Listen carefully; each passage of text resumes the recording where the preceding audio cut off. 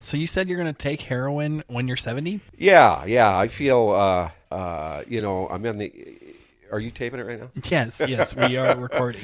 Well, I say that facetiously, but I am 61 now, and Okay, yeah. So 9 years could, change a lot. yeah, I look around and I look at people, and I see these people, that are around 70, and they started, looking really silly, and Like who? oh, just anybody that's 70, they just look like a Like caricature of themselves, their former selves. Some are even like Caitlyn Jenner. exactly. So anyhow, I always kid with my girlfriend that half kiddingly, I'm thinking about just getting back to all my good vices when I turn 70. Just kind of take myself out. Well, I feel like, you could probably do Oxycontin. That's like a close cousin of heroin. Yeah. And you could, at 70 probably get it, pretty easily, right? Well, I want to, actually, You wanna I want to get the strap rubber up. strap and, Wow. go into a dank, dark corner somewhere. No, I kid. And shoot up. Yeah, I wouldn't do it, but And do it in between your toes. And all of that, yes, yeah. my mom, she used to work in the ER. And she would always, kind of from time to time deal with people that, came in that OD'd. And she would always like try to find the, the track marks. Yeah. And some of the places that she would tell me were clearly like, wow, you shoot like heroin there? Nuts. Besides in between the toes and stuff, were some of the places you heard other than... Clearly like their dick. Oh, really? Yeah. Oh, my God. Or their eyes. They would shoot it in their eyeball.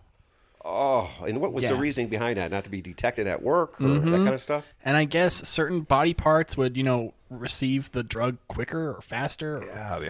more stronger or whatever. I don't know. The eyeball would be... Yeah, that was nuts. would be the fast track to the brain, I would think. You're on a different level if you're putting needles in your eye to get high. I would always hear during my drug days when I would be at the raves, as the kids call them, I would hear of the tale of people would take ecstasy. You've heard of ecstasy, right? Yeah, and I don't think I've ever taken ecstasy. Is that what they call Molly? Is that what Molly Yes. is? Well, there's different forms. I guess ecstasy was kind of more of the street version, and now Molly's more of the like pharmaceutical grade one, where it's made in an actual lab, yeah. not in a bathtub. When I grew up, again, like I'm 61, it would be pot, and then we had what they called crank. It was kind of a methamphetamine, it was Like speed. like speed. It was just horrible, you would snort it, Well, yeah. and then your pecker would be about 1 centimeter in length after that, for about a day. That's what that's what I would say ecstasy is kind of cut with. It's kind of Molly mixed with speed. Oh, is that right? Mm-hmm. But I always thought like The people dosage is always, different, but but aren't people like hugging and they get Yes. all that's the MDMA for sure. Okay, so that's the big high that everybody talks about. Yeah, it makes you basically feel like you're a kid again. Nothing wrong with that. And there's no judgment. There's a whole barrier that just goes away. You're no longer thinking, is this wrong? Should I feel this way? Is this stupid? So you don't really even filter your emotions when you're on it, huh? They actually use this drug for therapeutic reasons. It's supposed to be for like therapy and, PTSD and stuff like that. Oh, very good. So it's supposed to make, break down walls, and it does. But I'm not saying it's some, miracle drug. Right. Or that you can't control what you're doing. Right. But what I would hear people do is that taking it in, orally wasn't good enough. What they had to do was have a pill go orally, but then also stick a pill up their butt. Oh, really? And it would be called train wrecking. Oh, I've never even where you would have, 2 pills meet in the middle. Oh, my God. Yeah, and I've never did it, but I would always hear about, party goers doing it. And I'm like, well, to each his own, I guess. Yeah. And another thing, raves, is that what you call it? A rave? Right. I don't know if they call them raves anymore, but that's what they called them back when I was a kid. Yeah, that wasn't around when I was growing up. We would have big, keggers. We'd have kegs of beer, big parties outside, and I guess that would be more like frat party things. Yeah, big bonfires, and that was the big thing. I grew up in Minnesota. We had. How was that? It was great. I'm from Rochester, Minnesota, and it's kind of in the southeastern corner of Minnesota, very close to Wisconsin. You can kind of hear the accent a little bit. Yeah, there's a little bit of Fargo in me. You ever seen the movie Fargo? Hell yeah. Okay. I want you to tell me what these fellas look like. Well, the little guy, he was kind of funny looking. In what way? I don't know, just funny looking. Can you be any more specific? I couldn't really say. He wasn't circumcised. Was he funny looking apart from that? Yeah. So, you were having sex with a little fella then? Uh-huh. Is there anything else you can tell me about him? No. Like I say, he was funny looking. More than most people, even. What about the other fella? He was a little older. You know, he looked like the Marlboro Man. Oh, yeah? Yeah. But maybe I'm saying that, you know, because he smoked a lot of Marlboros. Uh-huh. You know, like a subconscious type of thing. Oh, yeah, that can happen. Yeah. Hey, they said they were going to the Twin Cities. Oh, yeah? Yeah. Yeah, is that useful to you? Oh, you betcha, yeah. Yeah. With Frances Smith Dormant. Right, and that was kind of loosely based on the Coen brothers' experiences. They grew up in St. Louis Park, which is a I didn't know Jewish that. suburb of Minneapolis. So they actually grew up in Minnesota and heard all those crazy accents. My grandma grew up in Minnesota. She Really? was from Minneapolis. Oh, very nice. Mm-hmm. Yeah, and all those characters you know that you see in here in Fargo, you would think it was a little over the top. Some of their, but it really wasn't. I actually had met every one of those characters at some time, at some place in Minnesota. They really do talk like that, and it's. Do you feel like you had a stronger accent when you lived there, and now it's kind of faded away, or? Well, actually, I have this conversation a lot with other Midwesterners. I think definitely Minnesota has an accent, but I think people from Wisconsin talk even goofier, and then you have Canadians up in Ontario who talk even more Fargo-esque, if you can believe it. And the Dakotas, too. So Minnesota gets this. And why do you think that is? Why do you feel like it's just that area? I really don't know why, but it really is. And I think Wisconsin's the worst for accents, for just that goofy Fargo accent characters that they had in the movie. I mean, don't you know there? Oh, man, I really have. I have met all those people. But it was a great place to grow up, and we're about 40 miles from... I feel like the accent also breeds the minutia. It works only really well when you're talking about nothing. Well, that's probably where it does come out, yeah. But you can detect a little Fargo? A little bit in you. Bit? Yeah. Especially with certain words. When you say Wisconsin. Wisconsin. I'm talented. Yeah. I'm a talent.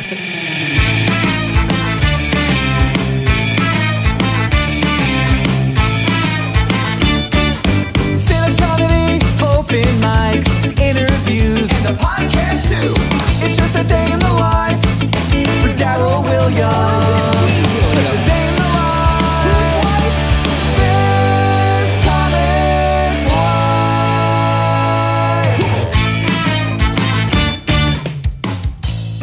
Hello and welcome to This Comics Life. This is me, your host, D. Williams, a.k.a. Darryl Williams, a.k.a. Dumbass, a.k.a. dude that's hanging out with another great open mic comedian / well, I shouldn't even say open mic. I should say cruise comic, feature act, just a formerly comedian, road comic extraordinaire, and a great guy, Patrick Bucher. Oh, you got my name right, Darryl. Yes. Kudos to you. Well, I asked how you said it off air, so I should have gotten it right? Yeah, we rehearsed it for about 10 minutes. It's okay. Tell me how I say it Bucher! again. Okay, so a lot of people obviously say it wrong when they bring you on stage, and that doesn't annoy you? No, because it's been lifelong, from grade school. People, What's the worst that they've mispronounced it? It's always Butcher, Yeah, and Butcher. there's no T in there, but they do Butcher, and I'd say maybe 2% get it correct. Sometimes people get it right. It's like, What about Booker? Huh? Booker? Booker would be close enough. Booker, it actually means it's book, and it's actually Swiss, but it's common in Germany as well. It means book. Right, okay. Well, the upper northeast, kind of that Midwest. Is that Midwest? I don't know. Oh, the Midwest, yeah. They got a lot of Germans. Minnesota, Wisconsin. Yeah, a lot of... I don't know if that was considered Midwest. Yeah, well, that is Midwest. What I don't consider Midwest is Ohio and stuff. I mean, that's like east to me. But Midwest, Minnesota, Wisconsin, Michigan, Yeah. Iowa.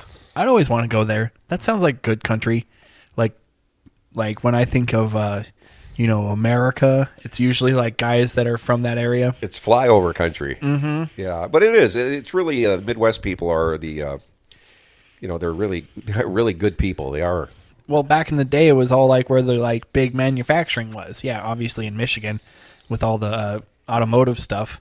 Yeah, I grew up in Rochester. Have you ever heard of the Mayo Clinic? Mm-hmm. Yeah, see, so I grew up in a really professional, community. I mean, they had the Mayo Clinic, which now it employs way more, but when I was growing up, it was like 50,000 people there. They had the Mayo Clinic, employed 8,000 people when I was growing up, and they had an IBM, a big IBM factory there. That employed at that time about 8,000, but now IBM is kind of on hard times. Yeah, they're not really around. I mean, they make processors. Yeah, they went from 8 to they got like maybe 1,000 left at this plant, and the rest are contractors. But the Mayo Clinic is employs like 30,000 people now. Sure. Yeah, so healthcare's not going away. No. So it's a big medical town, and I feel like I was always as a kid thinking like, is the Mayo Clinic where they make like best foods and all this like different? Is that where Miracle Whip was made? Right, yeah. So that's that. Yeah, everything is called mayo there too. I fucking hate Miracle Whip. I hate mayonnaise, man. Really? Do you like mayonnaise? I like it. I mean, it's all right. Oh, I can't handle it, man. I mean, I don't need it on everything, but I definitely enjoy it on certain things. Yeah. Or if you're gonna make it like with tuna. Tuna, you got to have it. Or like egg salad. Egg salad, you got to have it in there a little bit too. But got on a sandwich, I can't deal with it. I don't know why. Is it just early childhood trauma? Oh, it is. I know what it is. You had like a tub of mayonnaise dumped on you? No, this is what happened. My dad, who was out of the picture, I think I said earlier, around when I was 5 or 6. Because of mayonnaise? Mayonnaise gate.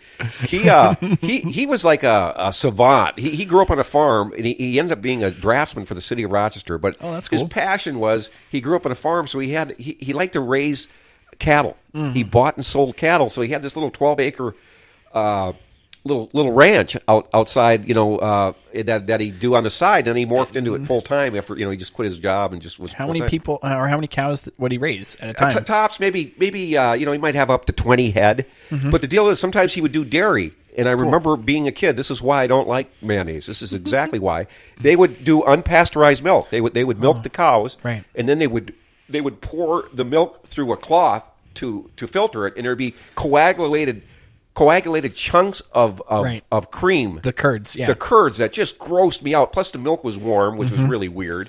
But that's not mayonnaise at all, though. But anything. Sour cream, cottage cheese, a lot of dairy shit. I'm affected from that. That is trauma. Isn't mayonnaise like whipped eggs?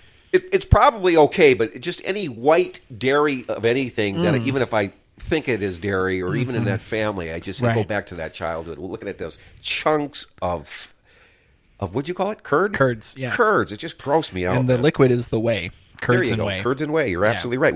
They'd pour it through a cloth, a fine cloth. And the cheesecloth, yeah. Yeah. I guess I made cheese for a little bit. Oh, did you? Yeah, I got it as a gift for Christmas. My ex and I, we made mozzarella and ricotta. It's very cool. And how do you do it? Is it just it's really mayonnaise easy. that sits for a couple of years? Yes, that's what it is. It's just aged mayonnaise.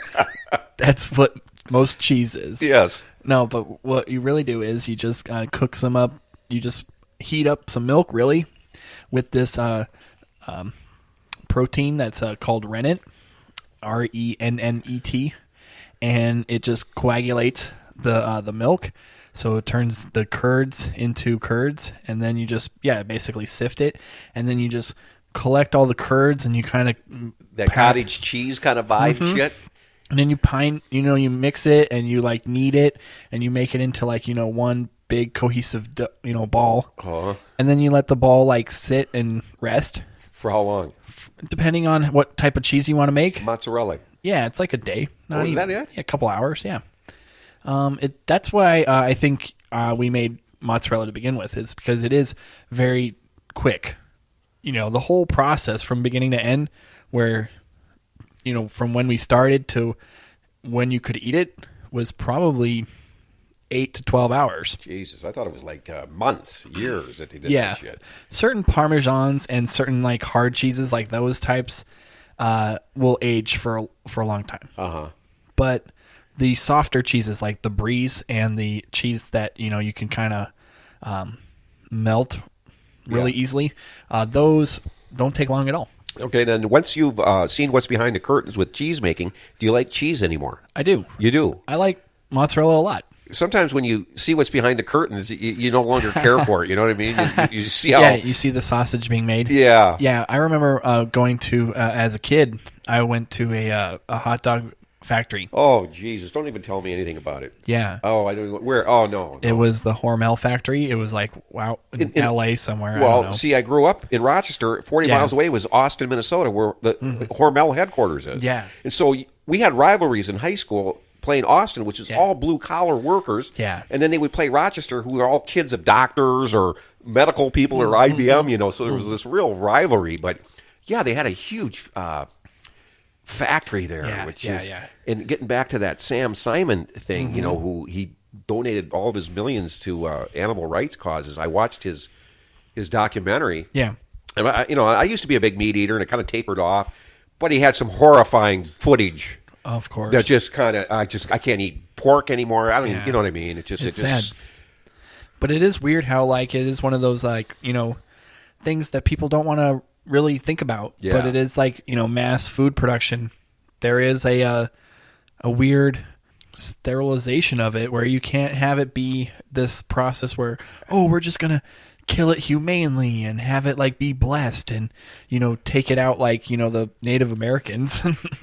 Yeah. But even then, like, okay, the Native Americans, they still killed animals and whatnot, and yeah, they maybe did it humanely, but and used the whole animal, but still. It's just me. There's always been meat eaters. There always will be. You know, like I like. So you don't miss it. You don't miss meat at all. I still eat turkey. I'll still eat chicken. I just had a hamburger the other day. Sometimes I jones for it, so I'm not anywhere close to being a vegan. I could be a pescatarian very easily. I like seafood, and I could just do seafood and stuff. Seafood's good. And I'm not against anybody that eats meat. Just personally, I got kind of turned off by beef and pork, and just out of kind of animal rights kind of a thing, you know. And that's not, you know, I'm not trying to be. So is there like a humane way to kill them, or no, you just don't want them killed? I got this weird theory of, you know, like a pig is smart like a dog, so, you know, I don't like that. But then I think a cow, you know, it's got like a pea brain, that's okay. So I'll eat seafood, and they got, you know, they're living people too. Right. But then I think, Jesus, you know, you're doing them a favor. You know, who wants to be a fish, you know? Yeah, how conscious are they? I mean, they are obviously living, but are they, you know, what's the quality of life That's of exactly a shrimp? what I was going to say, Daryl. I think of the animal's quality of life. I think a pig's okay because he's smart. Right. You know, and has cow, feelings, maybe not like so knows much. pain and stuff. Yeah. I mean, he's smarter than your dog, you know, for the most part. So that when I have a problem because he's a very smart animal. Would you have a pig for a pet? I would. If I had land. If I had land and money and time, I would just let. I'm a big dog and cat. Yeah. You know, and animals. I would be. You just want tons of, you want a whole farm. That would be very cool. Yeah. I would definitely dig that. Yeah. Where would you have this farm? Where Michael Jackson's was. At Neverland? Yeah, you'd take over Neverland? I'd take over Neverland. And have your own menagerie of animals. Yeah. But I'd have girls sleep over. Yeah, like real, like adult women. Yeah. Yeah, that would be nice. Yeah. I would be into that too. And they would all have consensual affidavits signed and everything. That's right. Everything's signed. Mm-hmm. And in triplicate and notarized. That's right.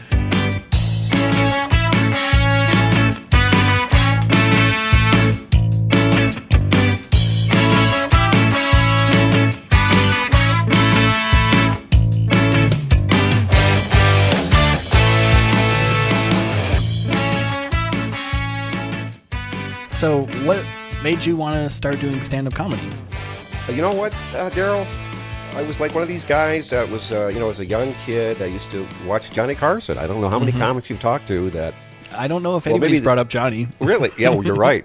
Nobody knows Johnny, but I remember watching Johnny Carson, which was the show to watch. You know, that was It's before weird, wild stuff. Yeah, weird, wild. And he would showcase a comic, and back then there wasn't many comics. There's like Robert. God, I can't even think of his name. There's like Steve Martin and Robert Schimmel. Not Robert Schimmel. What's the other Robert? Robert Klein. Oh, okay. You know, yes. Robert Klein Yes. and you know Alan King and Don Rickles and stuff like that. But Larry Sanders. yeah, Or but Gary Shandling. Gary Shandling, and then Yeah. it kind of started right around then when some of the younger ones like Gary Shandling got a Tonight Show, and I can remember when who else was big back then? Gary Shandling and Carlin and Seinfeld and all that, and so yeah, I always liked watching the comics. And then another thing is my family was pretty funny. Right. You know, everybody was funny, and Were you considered the funny guy? Well, I was the middle child, so yeah, I think I acted up quite a bit because, it was kind of like you read about, you get lost in the shuffle when you're the middle child. But I had, everybody was pretty funny. My dad was kind of out of the picture, and so we're from a broken home. I think that added to it. I didn't have a father. Am I good enough for you, Dad? So yeah, I think that's part of it. That does help shape the comics idea of being one, I guess. Yeah. Or it's like part of the resume. Like, oh yeah, you have a broken home. Check. Just take that on the Catholic comic list. Check. Yeah. But I think that's. I don't try to overanalyze it. I think I was just kind of funny, but those were probably contributing things, broken home and attention seeking and all that. And I don't think at least I haven't heard a lot of material of yours that talks about that. Yeah, that's a good point, Daryl. I am kind of trying to work on maybe talking about my family a little bit more, but I just haven't gotten there yet. I'm kind of, I've been back, I've stopped and started. I've been doing it a long time. I started in 1985 in Minneapolis. I was 28 years old, and I decided, hey, it was time to do some stand-up. Minneapolis, St. Paul had a really good comedy scene up there, and it was really kind of happening comedy. There was a big comedy boom in the 80s. I kind of caught the end of it. I was a MC. There was like 3 full-time clubs in Minneapolis called the Comedy Gallery, and I got a lot of MC work. Sweet. Yeah, and I'd be busy all the time because they had 3 full-time comedy clubs. And then another one opened up, which is called Acme, which is still there in Minneapolis, and that's a real good comedy club. Right. It's still around. But I remember getting paid $300 a week as an MC. I just worked 3 or 4 weeks a month, for probably four years up there. I started... that sounds awesome. In 85, and I started getting paid probably in 87, and then I moved to California in 91. And then you started just emceeing over here? Or? What I did was I got a lot of stage time in Minneapolis, and I got to where I was an MC, opener, and then I kind of worked my way. I was mostly an opener up in Minneapolis, and I'd go on they had little mini tours. The guy that had the 3 clubs had some one-nighters in North Dakota and, throughout Minnesota. So that was the kind of the start of some of the road gigs. You just go out and do these little one-nighters, that might be a half a week or a weekend or whatever. That sounds pretty sweet still. Yeah, and, I don't really want to name drop, but the first time I went on the road out of Minneapolis, it was just, to western Minnesota, but Tom Arnold was the headliner. Sweet. Yeah, it was before he moved out to California, with Roseanne and all that. And another guy named Harmon Leon, who's actually doing quite well as himself. He's an author and kind of a gonzo journalist, doing real well. Oh, cool. Yeah, but I digress. What was the question? So you moved out here, and then you just started doing gigs out here as well? Or? Yeah, that's what it was. I started when I was 28, and I did 6 years in Minneapolis, and I was probably, kind of a weak feature act. But I felt pressed for time, because back then it was still, you wanted to get TV if you were doing stand-up comedy. And I felt the pressure of my age. I was 35, and I just felt like, man, I have to get out to California. I don't think I had a really strong act, but I did move out there because I just felt it was time before I got any older. Right. So I moved out to California, and I lived in Hollywood. I roomed with another Minneapolis comedian for about 4 years. And went on the road a little bit, but I really tried to do the showcase clubs up there. I used to go down on Monday nights and do the Comedy Store. I showcased for Mitzi 2 or 3 times, I just tried to get onto the showcase clubs, and then I would just go on the road just a little bit if I get some road work to keep my chops up. But I didn't do open mics like we do now. You go to these bars and all that. I just focused on trying to get in the improv, which I never did. The Comedy Store, I never became a regular. I got on at the Laugh Factory. It was just brutal to get stage time. Yes. As I look back, I don't know what it's like now, but it was imperative that you had an agent or a manager back then. But, I didn't know any better back then. You just tried to call people up and get seen, and it was, you're just one of hundreds trying to get on there. And, and most of the people that, that I see getting on stage had management. It really was what the game was when I was there. You had to have management. And you never tried to speak to an agent or... I had 2 meetings. A couple of people I met with. I wrote a couple of spec scripts, for TV. For what shows? I did a Roseanne. I did a Coach. I don't know if you remember Coach with Jerry Van Dyke. Yeah, of course. And Craig T. Nelson. Craig T. Nelson, very good. And a Seinfeld. I had 3 of them. So one guy took an interest in it, and nothing ever came of it. And then I met with this other lady, and she was going to do something for me. She was. Do you know who Margaret Smith is? I do not. Well, she was a funny comedian. I don't know if she's still out there doing it, but her her management. I worked with her somewhere, and her management liked me, and we had a coffee, but nothing ever came of it. And do you still have those scripts? I don't. I wish I did. Oh, you should. I was going to say you should post them online just for shits. I wish I did. And let me give you another story on this real quick, Daryl. When I lived in Hollywood, I roomed with a guy named Rob Brackenridge, and he's still doing comedy. He's back in Wisconsin. Mm-hmm. He's one of those crazy Wisconsin guys. But he's a good guy, and he was a real road comic. Yeah. And he was friends with this female comic. I can't remember her name, but she in turn was friends with a guy named Terry Mulroy, who was a Cleveland comedian. Mm-hmm.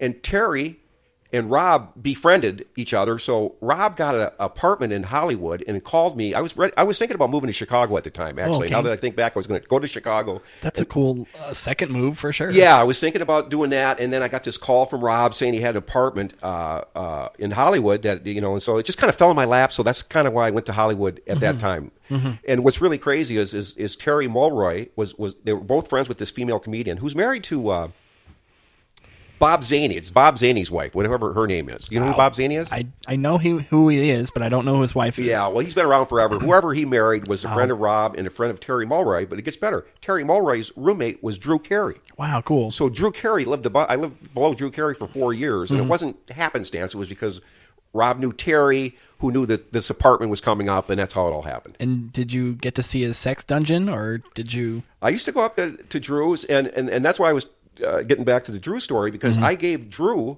one of these spec scripts. Oh, wow. And at the time... Before he did the show? Or? No, here's what happened with Drew. I remember when Drew was in debt. Mm-hmm. Drew Carey was a good road comic. People knew of him. He was a real strong road comic, and he had heat. It wasn't like... Of course. But he was probably the last stand-up comic that did The Tonight Show with Johnny Carson. Just before he retired, that was a game changer. I mean, he killed on Carson. Yeah. He got called over to the couch. And he was probably one of the last bona fide comics that went on Carson and got like a sitcom from a television appearance. Yeah. And so they developed... I liked his show, too. Yeah. They developed... He did some other kind of ensemble show before the Drew Carey show, and they saw that he had star power. Then he wrote on a TV show, I can't remember, with Sam Simon from The Simpsons, of course. who went on to produce the Drew Carey show and died of cancer. Yes. Just recently, like a few years ago, right? Yeah, that's why I don't eat meat anymore, man. He was really. Did you see his documentary? I did not. He was worth millions, from just his short time on The Simpsons. He started it. Yeah, he did a lot of shows. Yeah, he gave away millions on for animal rights. That was his big passion, before he died. Right. And I saw a documentary on it, and I'm kind of a... So he was saying that red meat was the cause of his cancer? Or? No, it was just a cause for him. He just really cared for animals and tried to save animals and stuff like that. Well, that's cool. Yeah. But, so anyhow, I gave these spec scripts to my neighbor, Drew because Carey. he was at the time working as a television writer. So first this television ensemble that was short-lived for a year. Wearing the glasses and everything? Yeah. And so that went a year and it got canceled. So then he went with, I think Sam Simon was on that project. So he had Drew with him on another show where so Drew wrote for TV. Right. And so I gave him the script, and I wasn't really tight with Drew. I would just run into him every so often. Mm-hmm. But my roommate, Rob, was really tight with his roommate, Terry. And so Terry was down in our apartment like Kramer was in Seinfeld. He was just there all the time. They were smoking pot and laughing all the time. Right. I'd have to get up and go to work. Those guys were road comics. Of course. But anyhow, so it wasn't like I hung out with Drew a lot. But then about 5 months after I gave him the spec script, he calls me up late at night. Yeah. He goes, dude, I can see you put a little time into it. He read like the Coach one or something like that. Uh-huh. He said, but I wouldn't recommend, handing that piece in. He was against me trying to use that as a calling card. Right. Because or maybe he kind of said, try another try. Or... Yeah, maybe work on it more because he kind of knew that. I slapped them together quick, and believe it or not, even in sitcoms, I guess there's a real nuance to these. Sure. These characters, which is hard to believe, but right. No, I can understand that, and. I mean, maybe it's a good piece of advice of like, hey, this is a good attempt, but maybe you should try again or rewrite some stuff.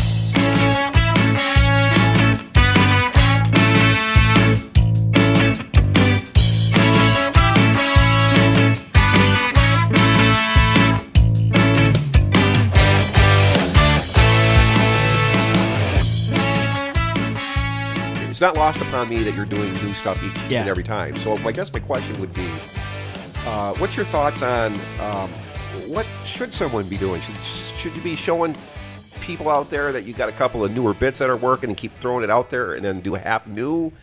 I feel like you definitely have to work on the material that is working so you can strengthen your act. Because I feel like I don't have enough of an act.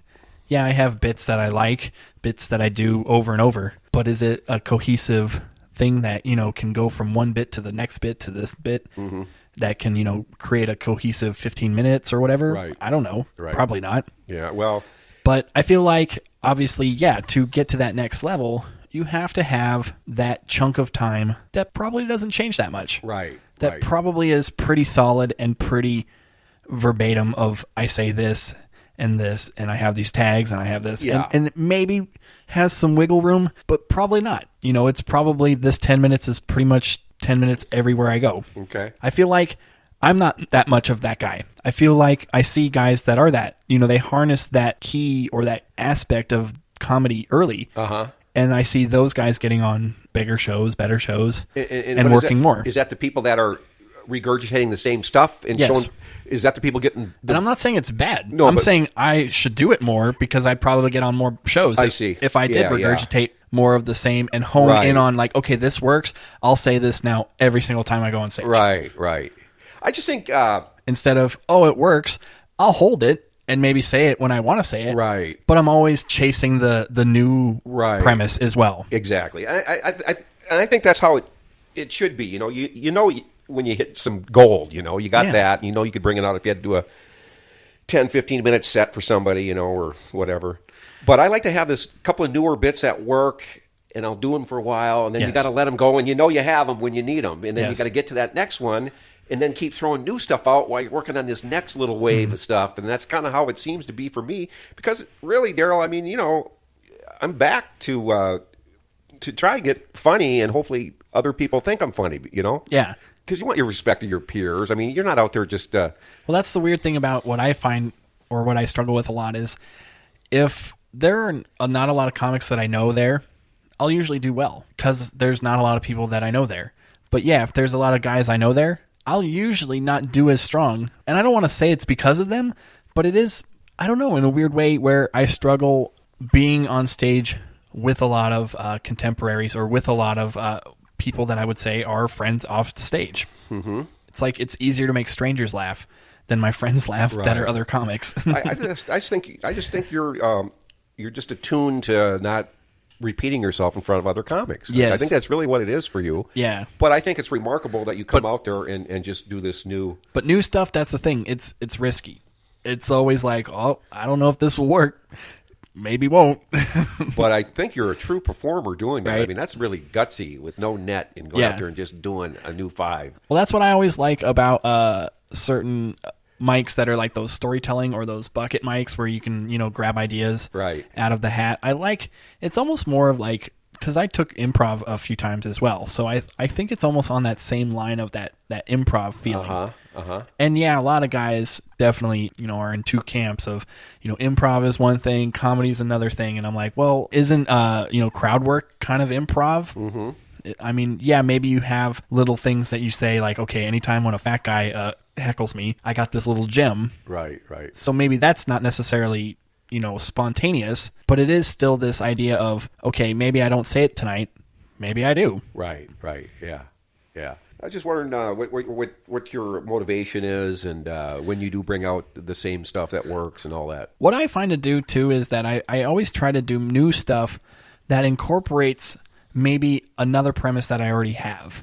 So it's always like I'm trying to build off of a premise that I'm already working with, where That's it's good. like, okay, I got this porn idea. So I know this porn chunk that I've already worked out works. Right. So anytime when I get another sliver of like, oh, I now thought of this other side of it, Right. it now gets added to this already big chunk of porn ideas. Right. I think that's good to have, So maybe I say it new for this 5 minutes. Yeah. But overall, in my head, I'm like, okay, I'll save this for when I have a longer set that I want to talk about this subject for a longer period. Right. Yeah, that's a good plan. I don't know. It doesn't always work. Sometimes it does always just, I find it like where, certain bits work, but if you only have 5 minutes, you can't talk about one subject for that whole 5 minutes. Right. Even if it's working, you got to still like use your time wisely to kind of like jump around a few ideas. Yeah, I agree.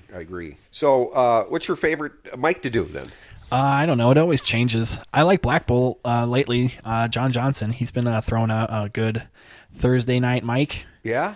I like it because it's obviously it's in the back area of a bar, but it's kind of secluded where it's like just comedy. Like if you're going in there, you're not being distracted by other shit. Right. Like most bar mics. Yeah. It's almost like a real club, and it has like real audience members too that aren't other comics. So that's always a plus. Yeah, I haven't been out there. I got to get out there. I'm kind of we talked about that as well as we try to recycle our mics as best we can. I feel like that's the thing, too, where we're going back to gatekeepers, where there's certain mics that I can't get to because of, obviously, my day job. And it sucks. I'm not trying to complain. Yeah, I should get a better day job. But unfortunately, I can't. So certain mics are just, they're too far and they're too late at night. Yeah. But I've noticed the people that go to those mics, they use that mic as a jumping off point to getting onto better shows or to book things and whatnot. Right. So it's like, man, I wish I could go to that mic because it looks like it, gets doors opened. Yeah. But I don't go because, life has not made it easy. No. Another thing that I've come to terms with, again, I want to be funny, and yes, I would love to be booked and paid. That's part of it. It's not really my driving force anymore. But I think that if you try and monetize your dream, it will make your dream not fun. True. That's what I've learned. My 2 stops in comedy were because, I was trying to make a living at it, or I was really taking the rejection real personal because, I was trying to become a comic, a full-time comic. And so my thoughts are, if you can make it, getting paid in comedy, that's great. But I think you have to have a different. You have to have multiple sources of income, I think, for you to really pursue and have fun with it. That's what I'm finding out. I would love to be booked sometime, but that's not why I'm back doing it.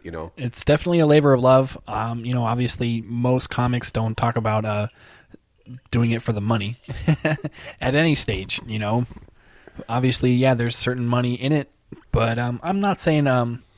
I don't know. I have different goals. I'm not trying to think of I want to be the next Chris Rock, but it would be nice to not have to do something I hate. Right. In any capacity. I would love to do something in radio again. I would love to do something in production, not necessarily on stage, but off stage would be great too. Sure. There's plenty of other things that I would love to do that that are comedy adjacent. Yeah. But just once you try make some money at it, and sometimes it can really turns it into a job. It turns it into a job where it's no longer fun, and that. Well, even the ice cream taste tester has to do paperwork. Point taken. Yeah. But I'm just going to try to get good enough, and I try to get into festivals. I'm one of these guys that try to get into festivals. When I came back, I had some contacts. I don't know if you know that Comedy Time, that show up at the Ice House. Oh, right. I thought you were talking about eye contacts. No. I had some comedy contacts like that. What's his name? That books Comedy Time. So I came back, and within a year, I got another little Comedy Time thing, which is a good little video to send out to people. Sweet. But I was only a year back in. It was kind of rusty and all that. But it got me into a festival, Joshua Tree Festival. I did that. Yeah, I did it 2 years in a row. And then this July, I had some kid on Craigslist come out there and shoot that one. Yeah. So now I'm trying to use that one to get it. I'm trying to leapfrog and keep trying to do festivals. And the reason I'm trying to do festivals is because I don't know how comedy works anymore. I just want to try be seen by people without trying to, hey, can I come to the Laugh Stop in Houston for $300? I don't want to do that anymore. Right. So I'm just trying to put it out there, but you got to try have people see you somehow. Those certain comedy festivals are pretty much the Johnny Carson of today's age. If you go to the Just for Laughs out in, Montreal or whatever, those are big time, game changers for a lot of comics. It really is. And that's kind of what I'm trying to do because I don't even know what the comedy scene is anymore, at the clubs and all that stuff. Right. I'm sure it's a young man's game. It probably is. I feel like it's not just a young man's game. It's a young woman in person. You know, it's all the other people that, sadly to say, aren't like us, Pat, the cisgendered white men. Plus, you got to. I don't want to I don't know. That sounds bitter, but yeah, I don't know. But you got to have some sort of social media presence now, right? I mean, Of you got to have a course. Twitter feed and Everything. you have to have Facebook friends to even get booked now, right? I mean, at a comedy club, they want to. Yes, they want you to have a following. They want you Yeah. to have some sort of draw. It can't just be you being funny. You have to have a presence. Yeah. And obviously, it makes sense. It's not like you're thinking to yourself, "What? You mean I have to actually have fans before you're going to put me on?" Yeah. So it seems like I just feel like back in the 80s maybe when it was like just the boom and they were just hungry for acts, they didn't have this oversaturation of just people just constantly wanting to perform. You could get people to go like, "Oh, you got 10 minutes? Well, how about you featured for this person?" Yeah, right. Now right. It's like, "Oh, you got 10 minutes? Get in line." Yeah, it seems pretty fierce competition right now, but Which is great. I mean, it does breed more funnier people, and it definitely makes people try harder. You talk to the average millennial person that's under 30, and they definitely want to become famous. sure. 5 out of 6 people want to become famous. Yeah. my Was it that way in the 50s? I don't know. Yeah, I Doubt definitely. it. There was definitely a time where I was doing this, trying to get on TV and become famous or whatever you're It's trying not to even do. just on TV now. It's just online or just any. You can still become famous and have 2 million YouTube followers. Yeah, that's kind of what I want to do now. Is I want to put a little bit of video out there and leave it out there, and hopefully it's all different material. Yeah. That's really my motivating thing as well. Besides festivals, is just try to get a nice little That'd be sweet. YouTube shots out there. I would like to see that.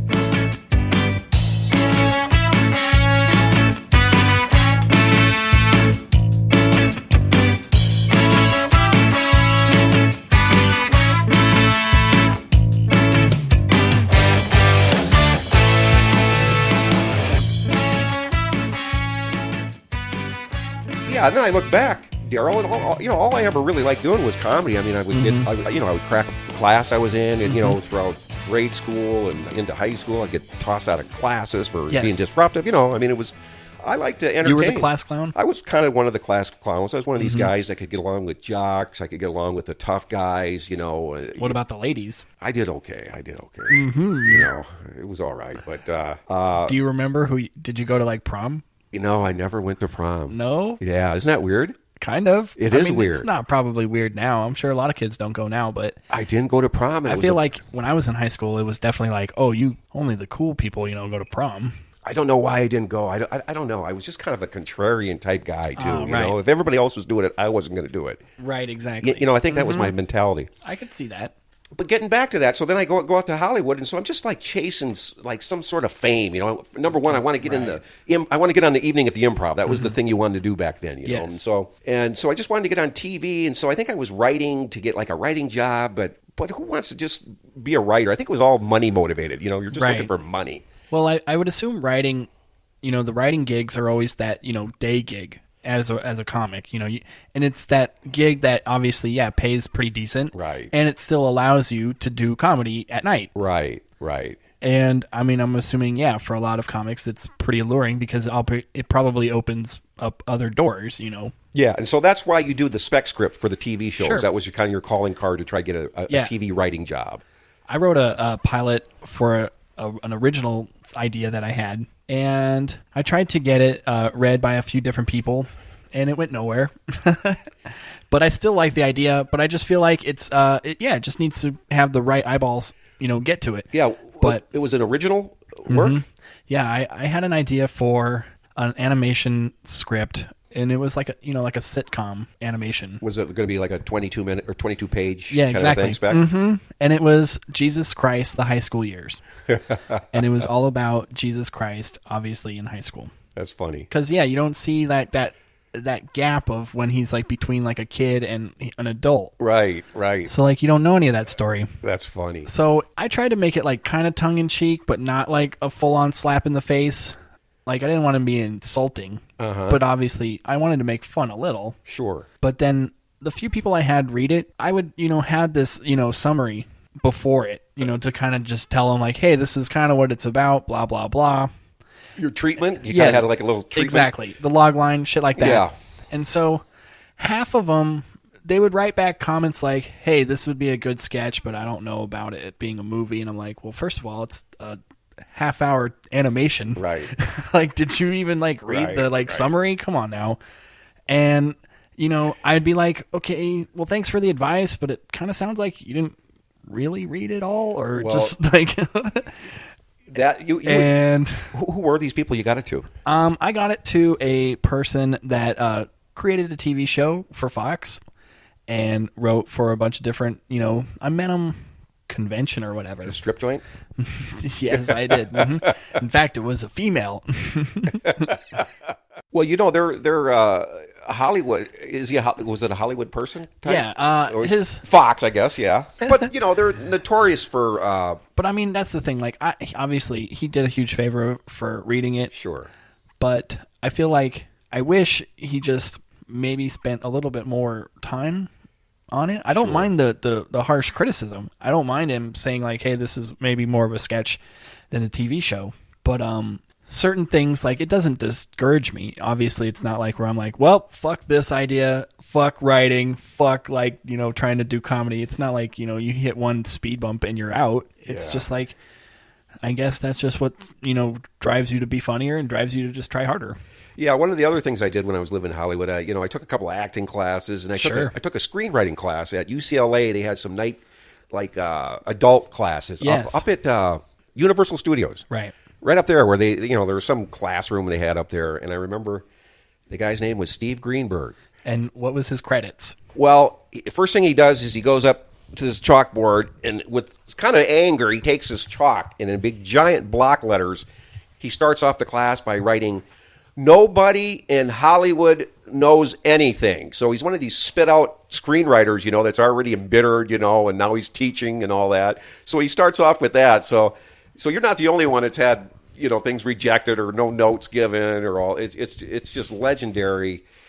And he went on to say that Hollywood is just full of mental illness. I knew Tom Arnold when he was writing on the Roseanne show. Sure. That was, as you know, it's 22 pages mostly for a 30-minute sitcom because of commercials. Mm-hmm.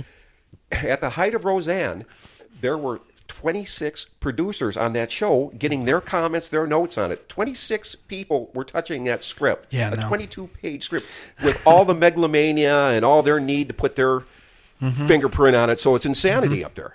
And and management like that is all about, well, you can only tell that I'm doing work if I'm telling you what to do. Well, that's kind of what it is, if I say nothing, then you don't know that I'm doing my job. Well, there's that. And then you have a lot of guys that are just, trying to just put their stink on it when you're like, clearly you're not a creative person.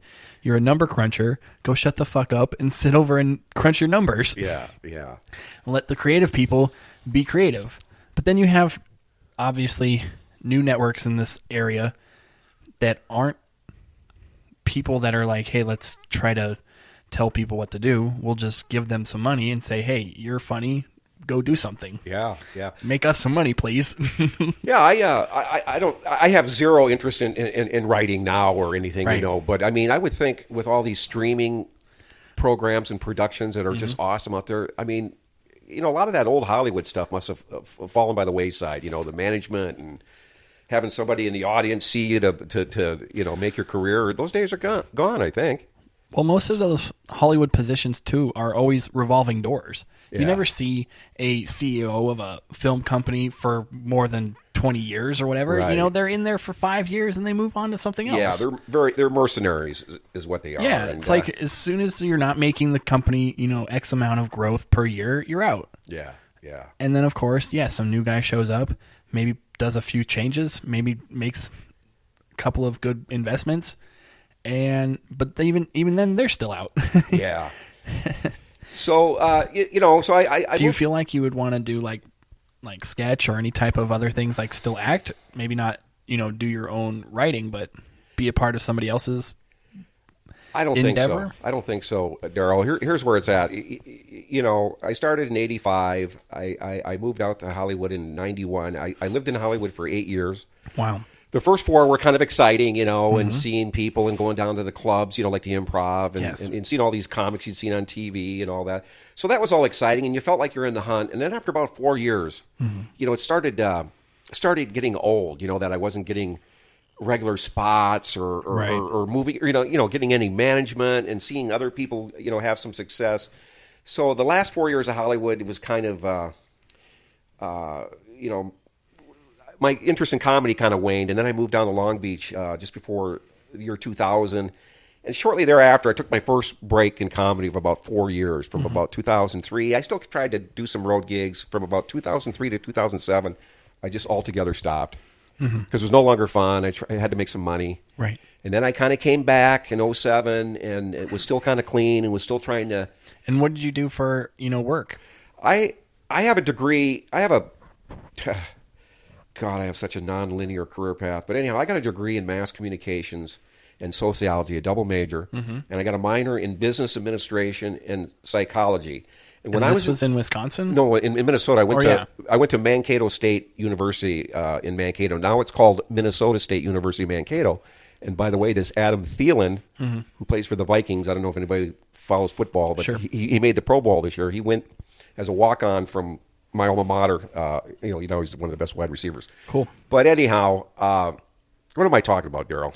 So you were talking about your day gigs outside of comedy. So I'm in Minneapolis and I'm bartending. I got a bartending That's job. a good way to use your double major. Yeah.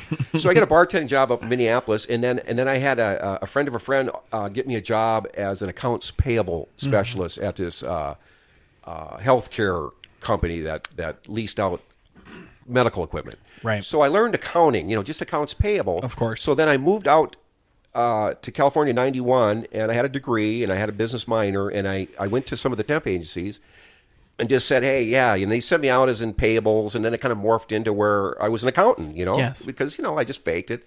Cool. So I did that for about 20 years. I would temp, and... But you wouldn't have like your MBA or anything. No, I never went and got my MBA, but I would, I would just temp, and so, I never really wanted a real job or any of that stuff. I just wanted to have a temp job. Some of them went a week, some went for a couple of years, but they're always flexible. You could get out and go do a road gig and stuff like that. Sure. And I learned more and more and more about business as well. And then I that's another story. Then I got my own little business going. But so that's how I made my living as a temp those years. And what's your business? Oh, I sell Mexican tile. I thought you were going to say you strip. I basically, just found some lines of handcrafted tile from Mexico. You just found some tile in Mexico, and you're like, I gotta sell this. I gotta flip it. Well, I would go into these jobs as a temp. They'd send you into these little jobs, and you'd start looking around and just see these weird little niche industries that were, like $2 million companies and stuff. Yeah. So I got thinking, man, I got to find some sort of widget that's hard to find and, start my own little one. Yes. So that's kind of where that started. But, yeah, I was a temp, and I'd come and go, and so I had to kind of make a living here and there. And so I came back in 07, and then I tried to do some more clubs. I ran around the country again, still trying to... And did you come back with the same material, or did you try to come back with new stuff? Or That's a great question, Daryl. I think I came back with newer stuff. Right. I kind of let go of that other stuff. Yeah. And then I came back and I had this other stuff, but I was really still clean and trying to get TV, and I got to do some cruises. Oh, wow, you did? Yeah, I did about 10 cruises, but that's a long story, too. In the mid-'90s... Seems like you'd have to have a lot of material for that. Yeah, but, it's like anything, Daryl, when, I remember starting off in Minneapolis. Do you got 15 minutes? Yes, I do, and then you got 5, and then you'd stretch. So everywhere I've ever went, you just have to stretch until you get there. Yeah. Do you have an hour? Sure do. Yes, I do. 2 separate hours. Yeah, when do I start? Maybe 20 minutes. Yeah, it was. So anyhow, I got my first cruise was in the mid-'90s, and you used to get gigs by the by videos, yes, VHS videos. Course. I mean, I have sent. You had to have your tape. Yeah, I probably sent hundreds of tapes. Just now you just do the link to YouTube. Have you seen Punchline, that movie? Yes, Punchline. Yes. It's so horrible, but there is that one. I guess. True part of it where there's like a scene of them just talking about like, you got to get a tape, you got to have a tape. Where's your tape? Goddamn, you got to have a tape. Yeah. So I remember I was really. It's like that now with this scene. It's you got to have a YouTube clip. Where's your YouTube or some sort of clip? You have to have some sort of video online. You do. And it has to be a good quality. Not just some like phone. Recording that you're at some open mic. Yeah, exactly. It has to be like a real photo or a real camera from like a real club. Yeah, getting back to those scripts, Daryl. When I was up in Hollywood back then, I would hear of these script readers, and they would say 99% of scripts would go in the waste paper basket because people didn't even know how to format properly. Yes. So people can tell within the first page your skill set. Of course. And 99% didn't even know how to format it. So they all went into the hopper. And it's like comedy. Like you said, if you saw a phone video of some guy at an open mic trying to get into a festival, probably isn't going to happen. No, even if it was really funny. Even if it was really funny. It's just there's an amount of professionalism that everybody just needs to have, no matter what level you're at. It's just like, hey, the bar's been set here. So no matter how funny or cool or whoever you are, you got to be at least here. Yeah, I agree. And so what I did is I had tapes and I just badgered this gal. Did you hire like somebody to film you, or did you just have somebody that had a huge camera? On 2 occasions, I did have a professional videographer, I guess. Yeah, and did that like change your, mindset when it came to the set? Yeah, you played to it a little bit, but I had this guy. I remember I did Tucson, Laughs in Tucson in 2007. I had this guy come, and it was a 2-camera shot. Back then it was pretty expensive to get Right. it was That's 2 dudes, $300 to $500. He brought both cameras, but he'd set up 2 cameras so Right. you'd have that back and forth kind of professional right? shot. Of course. So yeah, you were hoping you would do well. You were cognizant that you had somebody there and you spent a lot of money, but you can piece it together. They would Of edit course. it for you and all that. But now you try to get into festivals, they want unedited. They want to see you from beginning to end and not have it edited, Right. to your strengths and all that. Don't just put in the jokes that work. Exactly. So anyhow, I did get this chance. I And badgered. did the tape, help you get on the cruises and all that? It did. I don't know if they watched them or not, but I was clean and I did have a kind of a decent tape back in the day. And I got some gal.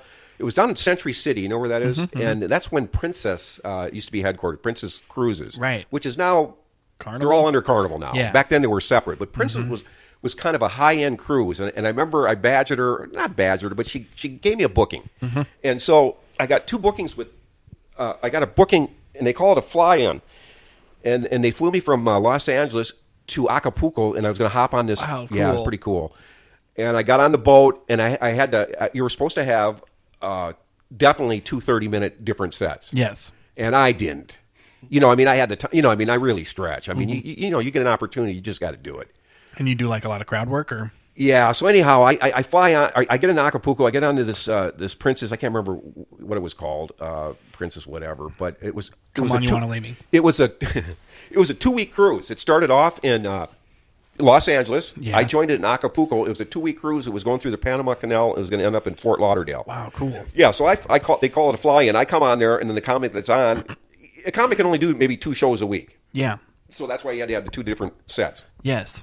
So I remember I got on there. It was like a Sunday, and they put me on the show that night, and I bombed. I just ate it, and then if you eat it on a ship, Yes. you're done. You're dead to them because they won't bring you back for a second show because you've already eaten it. Of course, yeah. So it was just horrible.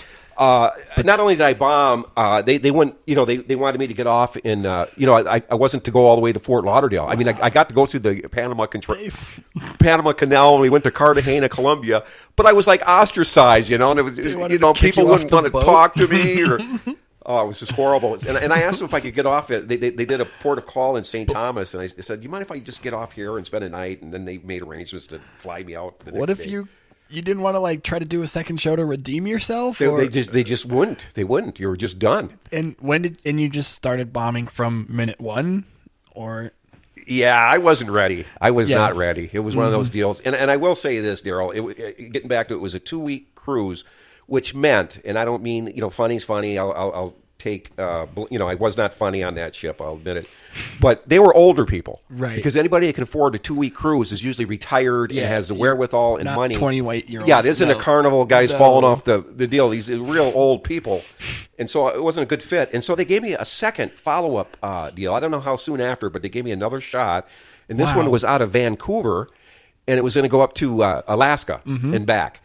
And I got one show on there, and it was all Asian people. What? You know, a lot of them not even English speaking. Interesting. Yeah, so that was my two. And that worked? That did not work either. Oh. So I was all done with Princess. So I got 2 in there. 2 cruises, two horrible and then I did 2 carnivals kind of in that time too. And were those good? Well, no, they were. I did 2 of those, and I thought I did fine. I've done 10 altogether, and then What's the record for the 10? 0 for 10? Yeah. Well, no. Let me back up. So then, 2007, I come back after 4 years, and I'm trying to go on the road as a feature and stuff like that, and get on cruise ships. That was kind of my motivation, and so I did a few, and then in 2010, I got on Carnival again. This was after I did Carnival in the mid-'90s, 2 of them, and 2 this Princess. is all through the same lady? No, these are all people have changed. But it is like comedy, Daryl. A lot of these people have been, I remember a lot of these gatekeepers, if they said no, they're there for 10 years, Yes. I mean, so it was a real impediment to your career if somebody had already gave you a thumbs down, man. Right. I mean, it's a long wait to get on another cruise ship. That's a small industry, But then when somebody new comes in, you're like, hey, I'll hit them up because they don't know that I'm shitty. Yeah. So then I got another shot with Carnival in like 2010, and I actually did pretty good. These were like down to Puerto Vallarta, out of Sweet. out of Long Beach, and then Puerto Vallarta and back and all that stuff. And I did well. I did 2 of them. They gave me 2 more, and then they just kind of fizzled out. And then that was my second hiatus. That was 2011. I hung it up because I felt bad. I kind of wanted to make a living out of it back then. I wanted to be a cruise And comic. how much do you think you would make? I was making, Carnival was known as the lowest paying back then, but it was like, I think it was $900 a week. Wow. For 2 shows. Yeah. And it was, $900 wasn't bad.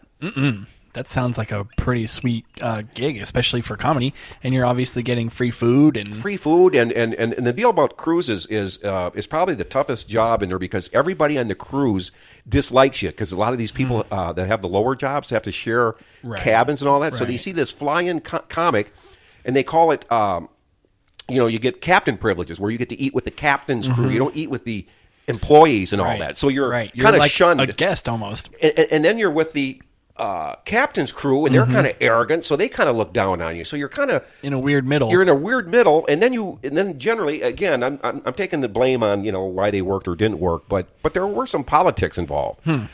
The guys generally that were the entertainment director were usually like a Brit or an Aussie, and they were always comedian wannabes. Right. They always wanted to be a comic, and they do those cheesy syndicated jokes, you could tell it was a joke. The dad jokes. Yeah, they would just do these hack jokes, and they would look at you. It's like those jokes that you would hear on the Universal tour. Yeah, so they inherently disliked you. Really, I felt that. So you had to walk this really weird line, and then that's before you even see 700 people that it seats, and you better make 700 of them laugh, not 699. So you got to walk this line with employees hating you, the captain people hating you, the entertainment director jealous of you, and then you got to entertain 700 people, and they have statistics on that, Daryl, that less than 1% of them have ever been to a comedy club in their entire life. People that go on cruises. That sounds right. So then it does seem like a weird, obviously as a comedian, I'm like, oh yeah, that's a perfect place for a comedy. But then as a person that's on a cruise, I would think why are we having comedy? I mean, I guess it's entertainment, but yeah, I don't feel like nobody's going on a cruise oh boy, I hope this comedy is going to be awesome on here. Yeah, and that was their mindset. People would just go to anything because it was all inclusive and it was free, and they go to all the shows, and that's great. That's their experience. But now you have certain comedians that are doing, cruises like Doug Benson and Adam Devine. They do whole tours on cruises, and it's a whole, 20 comic festival maybe. Is that what they're doing now? Yeah. I know the Impractical Jokers.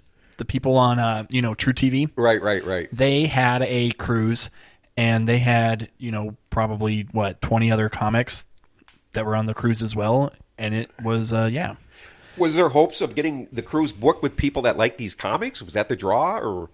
I would assume so, yeah. They would try to market it as, hey, this is a comedy extravaganza cruise kind of a thing? Yeah, totally. Yeah, people were going on the cruise already knowing everybody on the lineup and everything. Got it. Yeah. So I did that, and then that ended in 2011, and then I quit again for 4 years. Wow. And then I got really old, and I turned 60, and my mom died. Kind of, when I was 59, and it just like, that mortality stuff kicked in. It's like, what am I doing? So now I'm back, and yes, everything I do now is all new. I've never done it before, and you know the game. How have you ever thought about pulling out a joke from 85? I've thought about it. I have thought about it, but I don't. Can I hear a few jokes from 85? Yeah, I used to talk about my car. I do stuff like that. That's where I was at. Right. Be all clean. I'd say, I'm so sick of my car, I key it myself. And then I go, I don't even know what year my car is, but you know those registration tabs you put on your license plate every year? Mine juts out 6 inches. I got the kind of car people hit and walk.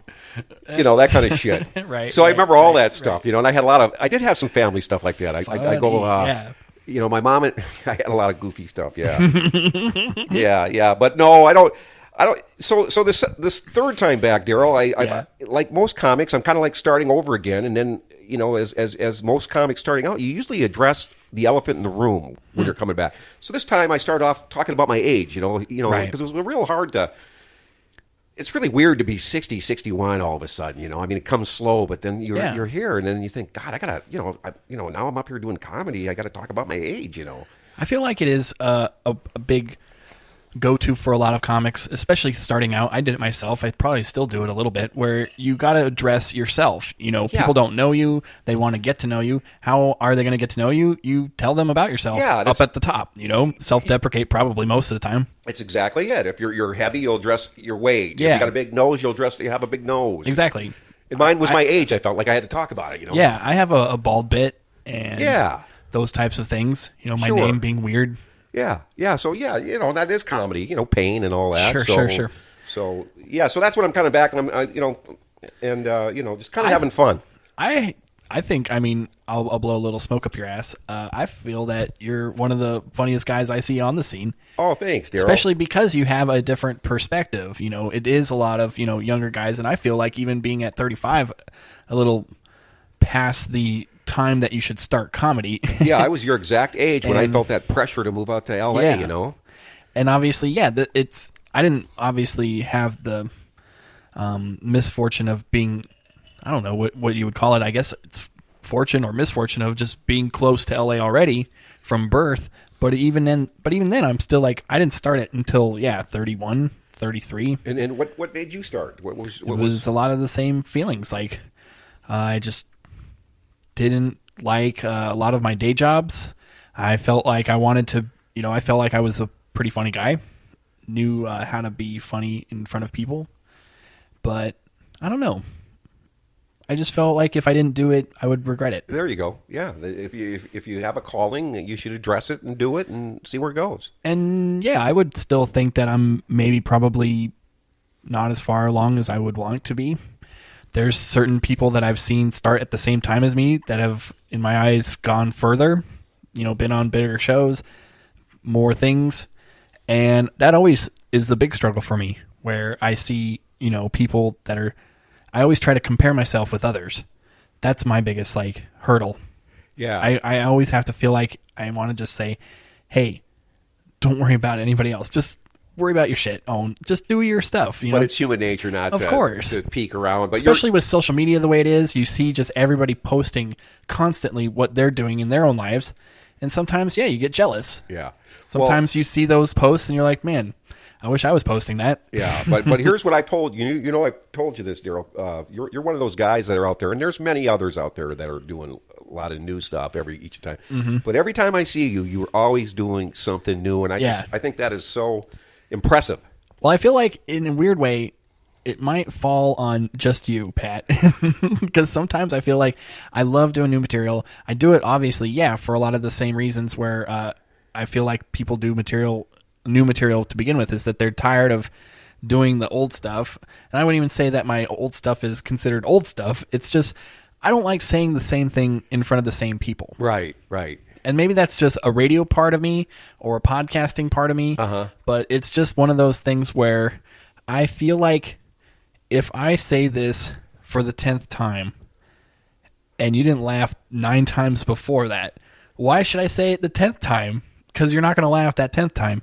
Maybe people will say, oh, well, you just need to rewrite it, or you just need to reword it, or just say it differently. That's the whole part of, this comedy thing. I don't know. A lot of times in my eyes, I always feel like, oh, I didn't work twice. I'll just move on to something else. And I'll just try to keep finding stuff that does work. Yeah, and how do you? I know we also talked recently that you're kind of doing it twice a week, kind of like I am as well. Yeah, kind of I like to twice a try week. to do it at least 3 times a week. Yeah. I'll try to do, I do podcasting twice a week, and then I'll do open mics at least 3 times a week. So it's at least 5 times a week that I'm doing something that's Extemporaneous? career entertainment oriented. Well, let me ask you this. When you go do your open mic, Yeah. how much do you prepare for that new 5 minutes of stuff I usually see you doing? Usually I will have a few things that I'm thinking about throughout the day. Up until the mic, there's usually things that, I'm just going through in my head. And then right before the mic, I'll probably watch a few comics before me, see if something else kind of pops in my head that's just, oh, this is a gem. This just happened in the moment. This girl right before me goes on stage and talks about rape for 10 minutes. Now I got to address that for some reason, Sure. And maybe that's just for that one open mic, Right. It's not like suddenly I now get a 2-minute rape bit. Yeah.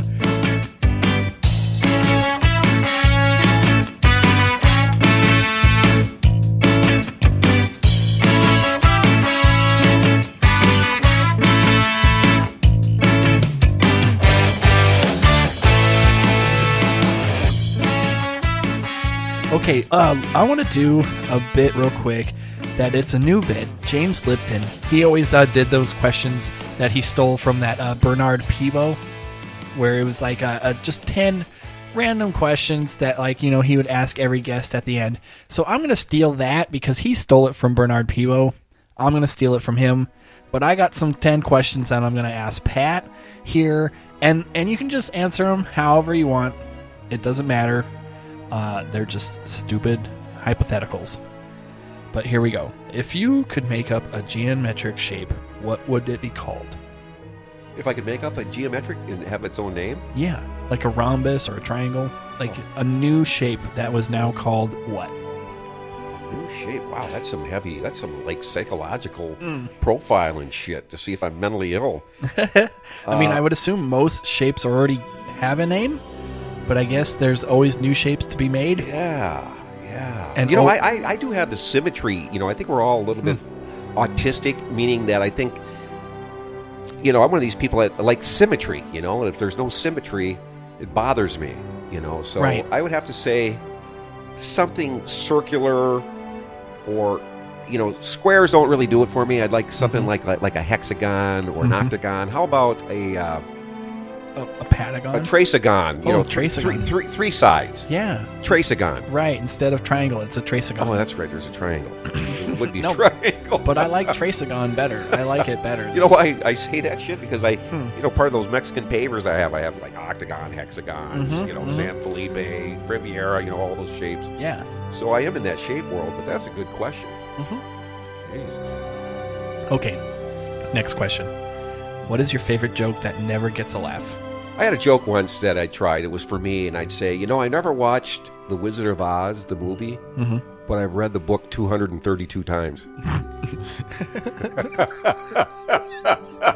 That never gets a laugh? No, I never got a laugh. Man, does it? Yeah. Oh, I can see why. Yeah, and another one I did that that I liked. It went.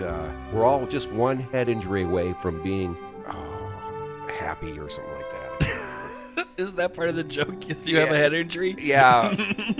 I can't. There's something about a head injury. I just kept on trying to do something with a head injury. Nobody found a head You should, injury very funny. Walk up with like a head injury, and you should be like, what's funny about a head injury? People with a head And injury just have like- no worries in the world or something like that, I'd say. Okay, I get it. I can see You why can that see why I never don't- got yeah, a laugh. exactly. Okay, if hell exists, what would you like to hear Satan say to you? Good job. Welcome. Good job. Here's what the rest of your life is going to be. You're going to know a lot of people here. Yeah, there's going to be a lot of people you know. Yes. Okay, what sexual position will you never try again? In a car. Okay, I'm past that age. you won't do it in a car. No. What profession would you like to see abolished? Leaf blowers, number one, Yeah. and valet parking. 1, 2. It should be Just abolished. both of them. Just ridiculous. You should- Cottage contrived. I hate them. take the leaf blowers and blow all the valets out. Oh, and the then leaf blowers blow is the themselves worst out. Oh by yeah, far. they are fucking horrible. Why anybody would fucking do that is beyond me. Yeah. Okay, next question. What celebrity would you like to be mistaken for? Warren Beatty. Oh, you could kind of go for it. Yeah, my I younger could see it. years, people would say that. And I met Yeah. Warren Beatty. Really, you did? Yeah, when I lived in Hollywood, I worked for I besides temping, to make some extra money, I worked for a catering company. It was called, Oh, right. I can't remember what it was. I did that for about the whole time It's I was called up there. It's a Wrap. It was called Professional Staffing, or I can't remember. Oh no! But anyhow, that's part of it that's not punny enough. no, it's not. I can't remember what it was called.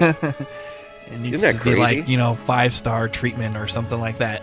But something Hollywood related. But we do all these big events. I did a bunch of the Oscars, I did the Oh, right. Emmys. But it would just be en masse. You just go to these events and you pick Right. up plates and then you Just clean pass your- hors d'oeuvres and stuff. Yeah, that kind of stuff, dehumanizing. But anyhow, I would, I approach, you're not supposed to approach a lot of them. And then, Of course. that's why the first 4 years in Hollywood was cool. It was very exciting to see people. And then the last 4, I'd already seen a lot of these people. And it was no longer fun, I no Right. longer was awestruck and all that Yeah, shit. Pat Beatty. Who cares? But I did go up and talk to Warren Beatty. Warren Beatty. Yeah, I'm and sorry. he was a nice guy. Yeah. What'd you talk to him about? I just said, "Hey, Warren, how you doing, man? I'm a big fan." And he said, "Hey, what's your name?" And we Hey, shook thanks. hands, and that was it. He was a good guy. I thought he might be kind of mean or something, but he was, Mm-hmm. And then there were some people that I thought would be great and were kind of standoffish. And I didn't go up to a lot of them, but sometimes there were some people I just wanted to say hi to. Steve Martin. I approached Steve Martin, Wow. and he wasn't very friendly. Wow. Really? Yeah, they get sick of it, What did he say? Get the fuck out of here. Well, in so many words, his look kind of said it all. Excuse me. And you're like, yeah, like that. And he's like, no, get the fuck out of here. So I did all that shit. I feel like it's sometimes like like that adage where don't meet your heroes. Right, they'll disappoint, right? Mm-hmm. Yeah. I'm no longer starstruck. No. No. Who would you want to You wouldn't get starstruck by anybody. I don't think so. What about the president?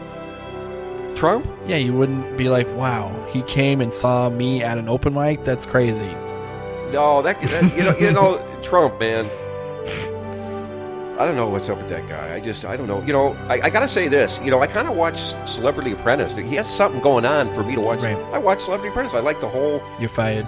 Yeah, I kind of liked it. I thought, but him as a politician is just horrible. it's criminal. It's It's horrible. It's just the horrible. fucking worst. So I would not have any interest in meeting him, man. Okay, None. that sounds good though. I understand. But there was a time I was, Yeah. until he, But I could see you being Warren Beatty for sure. Like early, like Bonnie and Clyde, or like Dick Tracy. Yeah, thanks, Daryl. Yeah, but, for but sure. Yeah. Okay, next question. What is your best impression? I do some for my girlfriend, I guess. I'm not a big impression guy, but Right. but my impressions will be of people that we know. I'm one of those guys. Okay. Not celebrities. It's more. That's fine. Who do you do that is part of your friend circle or whatever? I don't know. It could be incriminating. I just do people that we know. Well, you don't have to tell us their name, but just do a little bit of what they sound like. Oh, Patrick! Patrick! Oh, Patrick! That's somebody that Janet and I know. Okay. So your girlfriend's name is Janet. Yeah, you've met her, haven't you? I believe so. Maybe a time or two at Royal. Yeah, Yeah, she seems nice. she's nice. You bring up a lot of people there from time to time. It seems like you know a lot of people that like to see a lot of open mics. Oh, it's sometimes with Janet's friends, like her son was down there. I think you were there that day. And by the way, Daryl, you did a great job Hey. hosting the Royal that night too. Yeah, I like hosting. I find it people saying it might be daunting or just not something they would want to do. Not anybody can do it. I like it. I like being in the moment. I feel like it's one of those where you can really do a lot of crowd work, but also work in material as well. But just keep it moving too, most of the time. That's the key, is to keep it moving, and then you got to do that time management, Yes. and that's really the key. And then to be engaging and I don't funny. mind being the person at the top. I don't mind taking the bullet or being the first person that's hey, this is what we're doing. I've We're always- trying to tell jokes. I always like going first or second. Always. And it's low expectations. You know, nobody is feeling, oh, okay, this person has to murder right now. Right. And you're not compared to anybody. The feature spot, you know, in the traditional comedy club is the best. You know, you have the opener go out and do 10 to 15, warm the crowd up, and then you come out and do your best 25, you know. Yeah. And then you don't have the pressure of closing like the headliner. You Right. can just blow the headliner out or do the Right. best. It's the best spot by far. And then you're obviously, doing really well. That leads into the feature, into the headliner. And that's where then everything, you know, then you can, you know, that's when you really eat it, when you're the headliner. Have you ever had a headliner say, don't do well? You know, or, hey, stop doing that good because you're kind of showing me up. No, I've never had that because I've always been kind of a monologist. I've never been a high energy guy or a guy that does impressions that they're, you know, Right. I just was non-threatening, you know. Do you feel like you followed people or opened for people that were kind of on your same comedy style? Or they would be night and day different?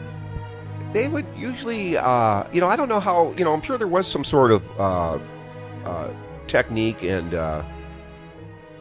reason for, you know, they booked you back in the day as an opener and stuff. I'm sure they figured out the chemistry of the show. So probably I was more contrasting than anybody then, you know, because I was just kind of a monologist. And All right, let's move on to another question. Can you make a fart noise? That was a good one. Okay. If you were to create a podcast, what would it be called? We were just talking Pat's about this. Cast. Pat's Cast. I like that. Patcast. Pat Cast. Yeah. What would be the premise? Just right off the bat. Oh, it's going to be interesting people. It's going to be people from all walks of life. It's not going to be just comics. It's going to be some real characters. Just gonna interview people that you just like. Yeah, maybe a street person one day, Yeah. and maybe a professor the next day. You know, just That sounds anybody cool. that really kind of piques my interest. Right. That just have interesting stories and are cool people. Is that not one of the reasons you do podcasts, Daryl? That you can really choose the person to... Yeah. I do like to find guests that I want to get to know more. Yeah. Obviously, this does revolve around comedy, so I'm kind of always trying to do it with other comedians.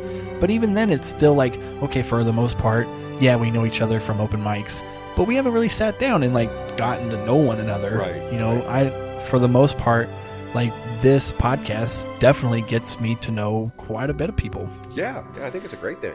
And I mean, yeah, it forces you to talk, get your opinions out, get ideas out, and yeah, you get to find other people's ideas, and it's very cool. Yeah, I enjoy it a lot. Yeah. Okay, last question. When was the last time you kissed somebody? Oh, it was today. I kissed Janet goodbye. Nice. Yeah. And how? I mean, we don't have to get too detailed, but is she a good kisser? You know, it's kind of that, you know, 9 years in relationship. Oh, so you're not making out anymore. Nah, there's no tongue or any of that stuff. You know, it's just a... When was the last time there was some tongue? Oh, God. Maybe you should give her some tongue tonight. She's working now. She works nights. Okay. Well, yeah, not when she's working. No, You know, no, Wait no. till she gets off work. and Okay. And then- She's going to get some tongue this week. Some tongue major. I recently was making out with a lady. I don't want to humble brag, but I enjoy it. I miss it. That's the thing. Like what you said, where you get to a certain time in a relationship and you stop making out. You stop getting into those big passionate kisses for some reason. Yeah. She's a very nice, you know, she's a nice person. I'm not trying to say, hey, what the hell? No, but or bring up what's some really like, nice is some like trauma. we hold hands and stuff, and you know, Nice, 9 yeah. years in, that kind of stuff. She's a very nice, you know, you got to find some gal sometime in your life, or it would behoove you that you can connect with after the. What makes you think, like, what do you guys connect with the most? Well, we have the same core philosophies on many things. She gives me different perspective on a lot of things, but we're very similar politically, spiritually, That's a plus. and politically. Yeah, Did I say that already? Yes, that's twice. And spiritually, and politically, and spiritually, and politically. Yeah. Did I say that? Did She I say hates Trump. Oh, God. No, but I understand that. Like, yeah, I remember my dad married my Your mom? not my mom, my second stepmom. He's been married 3 times. Oh, my God. So it was his second wife, who was a nice lady. I liked her a lot. And they were different way politically. Like, isn't that crazy? Yeah, and I never understood it. How, like, you know, she voted for Clinton and he was a big Bush supporter, and you're like, how do you do that? Well, they came up in this Trump. You guys just canceled each other out. Well, I think that's a perfect example. I don't want to judge your stepmom and all that, but I think that's you a can perfect. judge her. I think that's a perfect example of people settling. I mean, we all settle when you're with somebody, but that's serious settling when you got somebody that has polarizing political views. Yeah, I mean, how could that even be? I like the real expression where it's settling down. You're going down. I want to settle up where you're like, oh, I can't. Like, I found somebody that's like, they're settling down. I'm settling up. Okay. Or they're settling at least laterally. But still, there's that word settling. Yeah, settling is always like a... You know, when you're with a woman, Daryl, you're saying no to every other woman. So that's settling. Yep.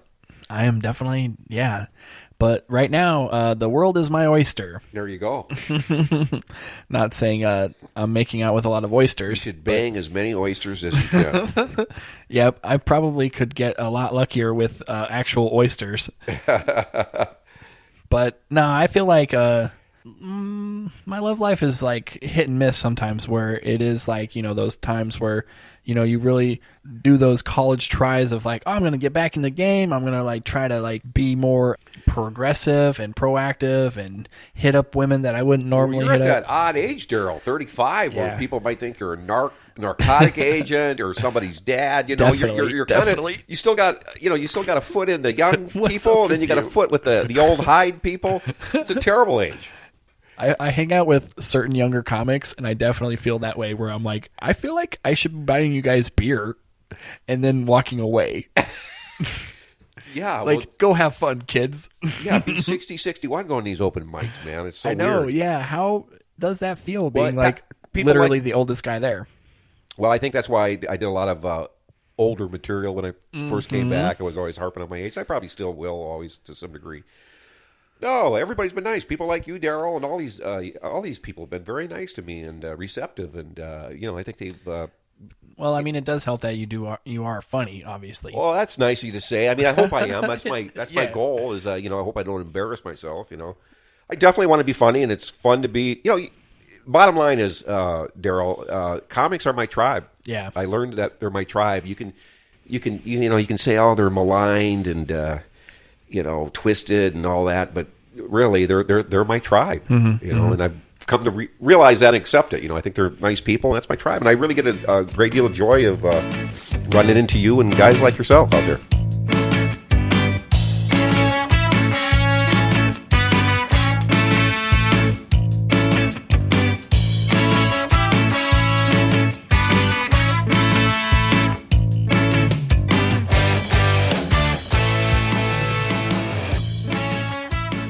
All right. Well, I think that's a wrap. It's a wrap. This is our 14th hour. We're gonna wrap it up. Good job, Daryl. Thanks for having me. It was a lot of fun. Yeah, I was gonna say, this was your first podcast. My first podcast. Nobody has ever known that you've never done a podcast, I would assume.